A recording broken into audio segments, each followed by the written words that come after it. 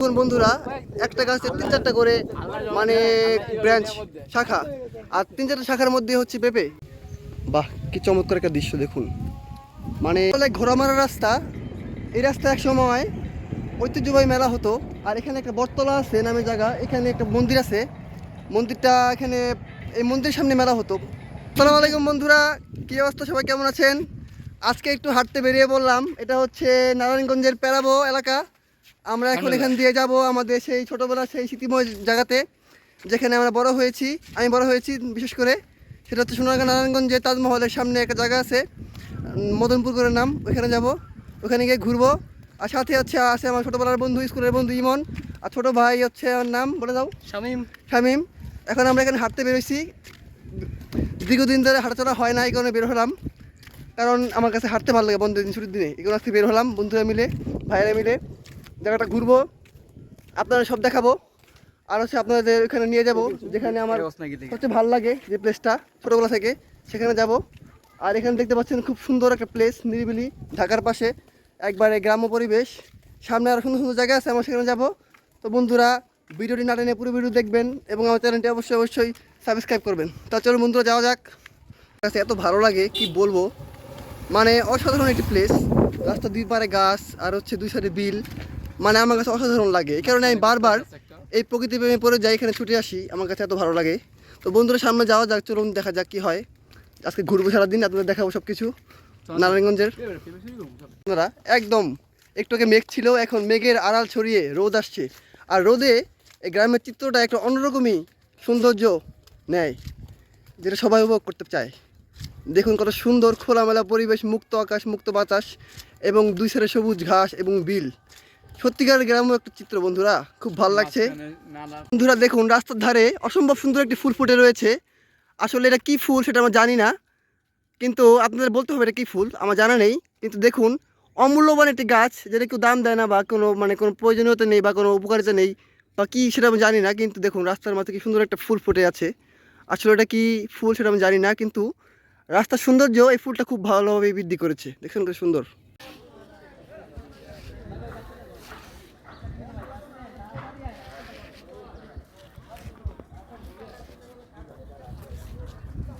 বন্ধুরা, হাঁটতে হাঁটতে ঘুরতে ঘুরতে অনেক দূর পর্যন্ত এসে বললাম। এটা হচ্ছে কাজীপাড়া ব্রিজ। ব্রিজটার দুই পাশে একদম খালি জায়গা, অনেক সুন্দর। মানে এইখানকার এই জায়গাটা খুবই সুন্দর, সবুজ, মানে খুব ভালো লাগছে। এই জায়গাটা খুব ভালো, আমার কাছে আমার পছন্দ হচ্ছে। জায়গাটা খুব ভালো, খুব সুন্দর। আসলে মাঝে মধ্যে এখানে ঘুরতে আসাটা উচিত। চঞ্চল ভাই, হ্যাঁ, এই তো বন্ধুরা, এটা কোন জায়গা হাঁটতে আসতে এসে বললাম বলতে পারতেছি না। একটু পরে আমরা যেখানে যাবো সেই জায়গাটার নাম হচ্ছে কোবাগা। ওইখানে একটা তাজমহল আছে। এখন আমি যে জায়গাটা আসছি এটা হচ্ছে, এখানে একটা তাজমহল আছে, এটা সোনারগাঁ তাজমহল বলা হয়। সবাই এটাকে সোনারগাঁ তাজমহল নামে চিনে। এখানে ছোটোবেলায় অনেকবার আসা হয়েছে, এমনকি আমরা স্কুল থেকে সাইকেল ভাড়া করে নিয়ে এসে এখানে ঘুরতাম। মানে খুবই মজা ছিল চলাকার সময়টা, 2008 সাল বা 7 সালের দিকে, তখন আমরা এখানে আসতাম। তখন এই তাজমহলটা পুরোপুরি কমপ্লিট হয়নি, কিন্তু আমরা এখানে এসে খুবই ঘুরতাম, খুব ভালো লাগতো, মানে খুব সুন্দর ছিল এই জায়গাটা। এখন একটু নষ্ট হয়ে গিয়েছে অবশ্যই। বাহ, কি চমৎকার একটা দৃশ্য দেখুন। মানে কি বলবো, এত সুন্দর গ্রাম, মানে আমার দেখা সুন্দর, এত সুন্দর গ্রাম আমি খুব কমই দেখছি। এরকম সুন্দর গ্রাম, অসাধারণ। আকাশটা নীল, কচুরি পানা দিয়ে ভরা এবং সবুজ, মানে খুব ভালো লাগছে বন্ধুরা। এই যে ওরা আসছে হাঁটতে হাঁটতে, ওরা হরণ হয়েছে, টায়ার্ড হয়ে গেছে, ওরা নাকি হাঁটতে পারতেছে না। বন্ধুরা, এটা হচ্ছে কোবাগার রাস্তা, মেন রাস্তা।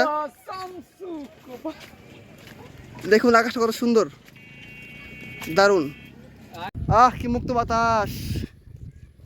এটা হচ্ছে কোবাগার একটি জায়গা, এই জায়গার নাম হচ্ছে কোবাগা, কিন্তু সোনারগাঁর অন্তর্বর্তী একটা জায়গা। বুঝতে পারছেন বন্ধুরা, খুব সুন্দর একটা প্লেস, কি বলবো, মানে অসাধারণ। দেখুন বন্ধুরা, অসাধারণ একটি প্লেস, মানে খুব ভাল লাগছে। এটা হচ্ছে তাজমহল, কোবাগার রাস্তা, এটা পাশে হচ্ছে তাজমহল। এই দেখুন, এটা হচ্ছে সোনারগাঁ তাজমহল বিখ্যাত। আমরা এখানে ঢুকবো না, আমরা এখানে প্রায় আসি, যাওয়া হয়েছে অনেকবার, বা ঢুকবো না এখন। কিন্তু আমার তো এই প্লেসটা খুব ভালো লাগছে এখন। দেখুন বন্ধুরা একটু পরে আমরা বাড়িতে চলে যাব। আমাদের বাড়ি হচ্ছে ড্যামরা। এখান থেকে গিয়ে আমরা যাব নয়াপুর স্টানে, ওখান থেকে বাসে উঠবো বা অটো উঠবো। অটো চড়ে আমরা চলে যাবো মদনপুর। মদনপুর থেকে চলে যাবো আমরা চিরাং রোড থেকে চলে যাবো আমাদের বাসা ড্যামরা রানীমহলে।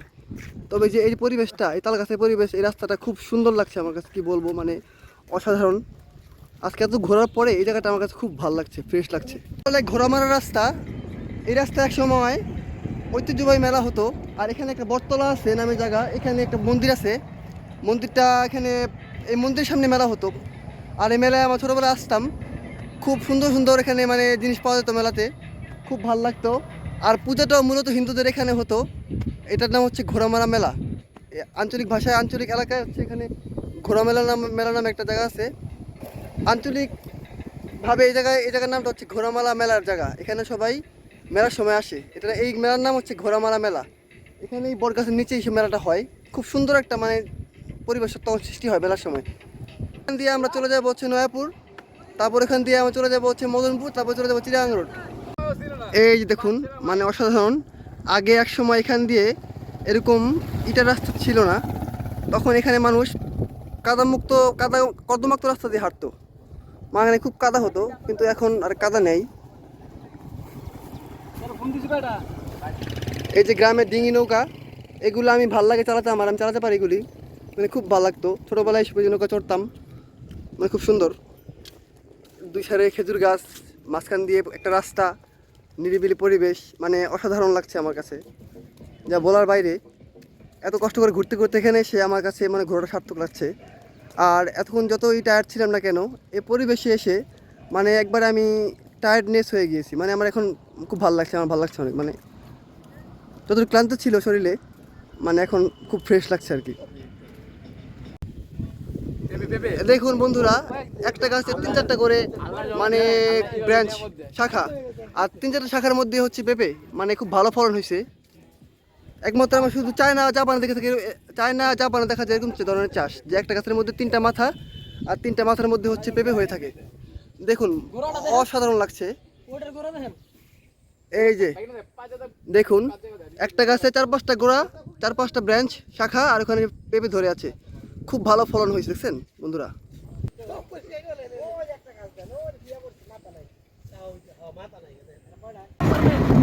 চলে যাচ্ছি, তবে যাচ্ছি না, কোনো এক ভিডিও নিয়ে। ততক্ষণ পর্যন্ত টাটা, বাই বাই, আল্লাহ হাফিজ, সবাই ভালো থাকবেন।